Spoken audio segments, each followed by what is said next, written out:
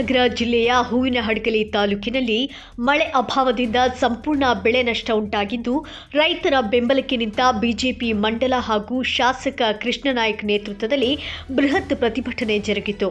ಶ್ರೀ ಮೈಲಾರಲಿಂಗೇಶ್ವರ ದೇವಸ್ಥಾನದಿಂದ ಆರಂಭವಾದ ಪ್ರತಿಭಟನಾ ಪಾದಯಾತ್ರೆ ಶಾಸ್ತ್ರಿ ವೃತ್ತದವರೆಗೆ ತಲುಪಿ ಅಲ್ಲಿ ತಹಶೀಲ್ದಾರರ ಮೂಲಕ ಸರ್ಕಾರಕ್ಕೆ ಮನವಿ ಸಲ್ಲಿಸಲಾಯಿತು.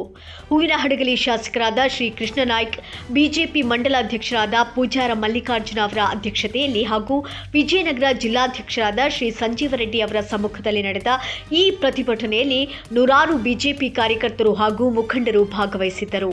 ಪ್ರತಿಭಟನೆಯನ್ನು ಉದ್ದೇಶಿಸಿ ಮಾತನಾಡಿದ ಶಾಸಕ ಕೃಷ್ಣನಾಯ್ಕ ಅವರು ರಾಜ್ಯ ಸರ್ಕಾರದ ವಿರುದ್ಧ ತೀವ್ರ ವಾಗ್ದಾಳಿ ನಡೆಸಿದರು. ಮಳೆ ಇಲ್ಲದೆ ರೈತರು ಬೆಳೆಗಳನ್ನು ಕಳೆದುಕೊಂಡು ಕಣ್ಣೀರಿಡುತ್ತಿದ್ದಾರೆ. ಎಕರೆಗೆ 30 ರಿಂದ 35 ಸಾವಿರ ಸಾಲ ಮಾಡಿ ಬೆಳೆದ ಬೆಳೆಗಳಲ್ಲಿ ಒಂದು ಕಾಲಿನಷ್ಟು ಫಸಲು ಬರದ ಸ್ಥಿತಿ ನಿರ್ಮಾಣವಾಗಿದೆ. ದಿನದಿಂದ ದಿನಕ್ಕೆ ಬ್ಯಾಂಕ್ ಬಡ್ಡಿ ಏರುತ್ತಿದ್ದು, ರೈತರು ಬದುಕಬೇಕೋ ಬೇಡವೋ ಎನ್ನುವ ಆತಂಕದಲ್ಲಿದ್ದಾರೆ. ಇಂಥ ಸಂಕಷ್ಟದ ಸಮಯದಲ್ಲಿ ರಾಜ್ಯ ಸರ್ಕಾರದ ಸಚಿವರು ಮಂತ್ರಿಗಿರಿಗಾಗಿ ದೆಹಲಿಯಲ್ಲಿ ಹನಿಮೂನ್ ಮಾಡುತ್ತಾ ತಿಂಗಳುಗಟ್ಟಲೆ ಸಮಯ ಕಳೆದಿದ್ದಾರೆ. ಸಚಿವರಿಗೆ ಖಾತೆ ಹಂಚಿಕೆಯಾಗದೆ ಇವತ್ತು ಕೃಷಿ ಸಚಿವರು ಯಾರು ಅನ್ನೋದು ಕೂಡ ಗೊತ್ತಾಗದಂತೆ ಸರ್ಕಾರ ನಡೆದುಕೊಳ್ಳುತ್ತಿದೆ ಎಂದು ಶಾಸಕರು ಆಕ್ರೋಶ ವ್ಯಕ್ತಪಡಿಸಿದರು. ಸುಮಾರು ಒಂದು ಎಕರೆಗೆ 30 ರಿಂದ 35 ಸಾವಿರ ಸಾಲ ಸೂಲ ಮಾಡಿ ಇವತ್ತು ಆದಂತ ಬೆಳೆಗಳು ಇವತ್ತು ಒಂದು ಕಾಳು ಕೂಡ ನೋಡಲಾದ ಪರಿಸ್ಥಿತಿ ಇವತ್ತು ಉದ್ಭವ ಆಗಿದೆ. ಇವತ್ತು ಬೆಳೆಗಳಿಗಂತೇಳಿ ಮಾಡಿದಂತ ಸಾಲಗಳು ಇವತ್ತು ಬ್ಯಾಂಕ್ ಅಲ್ಲಿ ಸಾಲ ರೂಪದಲ್ಲಿ ದಿನದಿಂದ ದಿನ ಅದಕ್ಕೆ ಬಡ್ಡಿ ಬರ್ತಾ ಇದೆ.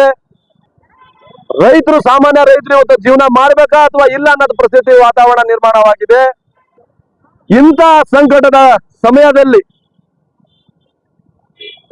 ರಾಜ್ಯ ಸರ್ಕಾರದವರು ಹನಿಮೂನ್ ರೀತಿಯಿಂದ ಇವತ್ತು ದೆಹಲಿಯಲ್ಲಿ ಹೋಗಿ ಸುಮಾರು ತಿಂಗಳಂಗಟ್ಲೆ ಅವರವರ ಮಂತ್ರಿಗಿರಿಗೋಸ್ಕರ ಇವತ್ತು ದೆಹಲಿಯಲ್ಲಿ ಹನಿಮೂನ್ ಮಾಡಿಕೊಂಡು ಇವತ್ತು ರಾಜ್ಯಕ್ಕೆ ಬಂದಿದ್ದಾರೆ.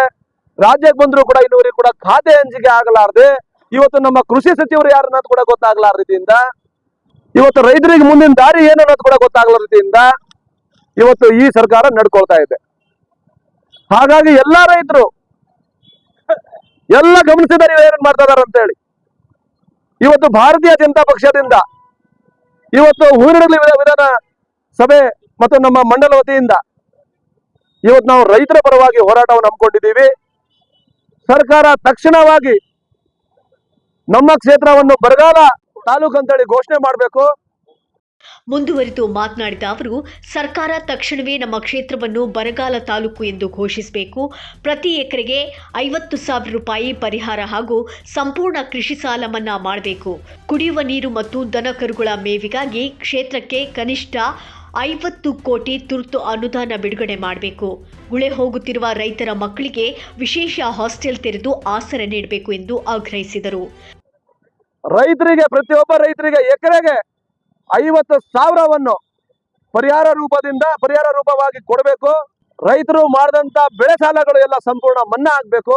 ಇವತ್ತು ಕ್ಷೇತ್ರಕ್ಕೆ ಕುಡಿಯ ನೀರಿಗೆ ಮತ್ತು ದನಕರಗಳಿಗೆಲ್ಲ ಮೇವಿಗಂತೇಳಿ ಪ್ರತಿ ಕ್ಷೇತ್ರಕ್ಕೆ ಕಡಿಮೆ ಅಂದ್ರೆ ಒಂದು 50 ಕೋಟಿ ಇವತ್ತು ಅನುದಾನವನ್ನು ತಕ್ಷಣ ಬಿಡುಗಡೆ ಮಾಡಬೇಕು.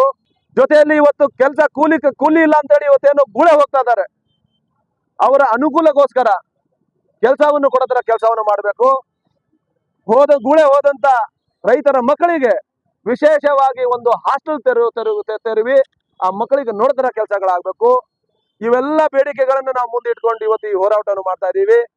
ಸರ್ಕಾರ ತಕ್ಷಣ ಈ ಬೇಡಿಕೆಗಳನ್ನ ಈಡೇರಿಸಬೇಕು. ಇಲ್ಲ ಅಂತಂದ್ರೆ ಮುಂದಿನ ದಿನಗಳಲ್ಲಿ ಪ್ರತಿ ಒಂದು ಹಳ್ಳಿಯಿಂದ ರೈತರನ್ನ ಕಟ್ಕೊಂಡು ಬೃಹತ್ ಹೋರಾಟ ಮಾಡ್ತೀವಿ ಅಂತೇಳಿ ಈ ಸರ್ಕಾರಕ್ಕೆ ಎಚ್ಚರಿಕೆ ಕೊಡ್ಕೊಳ್ತಾ, ಆದಷ್ಟು ಬೇಗ ಈ ನಮ್ಮ ಮತಕ್ಷೇತ್ರವನ್ನು ಬರಗಾಲ ಕ್ಷೇತ್ರವನ್ನಾಗಿ ಘೋಷಣೆ ಮಾಡಿ ತಕ್ಷಣ ಪರಿಹಾರಗಳನ್ನು ಇವರು ಕೊಡಬೇಕು. ಮತ್ತೆ ರೈತರನ್ನು ಮೊನ್ನೆ ಕಟ್ಟಂತ ಬೆಳೆ ವಿಮೆ ದುಡ್ಡನ್ನು ಕೂಡ ಈ ಸರ್ಕಾರನೇ ಭರಿಸಬೇಕಂತ ಹೇಳಿ ನಾನು ಈ ಹೋರಾಟದ ಮೂಲಕ ಸರ್ಕಾರಕ್ಕೆ ಕೇಳಿಕೊಳ್ಳುತ್ತಾ, ಸರ್ಕಾರ ತಕ್ಷಣ ಈ ಬೇಡಿಕೆ ಈಡೇರಿಸದಿದ್ದರೆ ಪ್ರತಿಯೊಂದು ಹಳ್ಳಿಯಿಂದ ರೈತರನ್ನು ಕರೆತಂದು ಉಗ್ರ ಹೋರಾಟ ಮಾಡುವುದಾಗಿ ಎಚ್ಚರಿಕೆ ನೀಡಿದರು.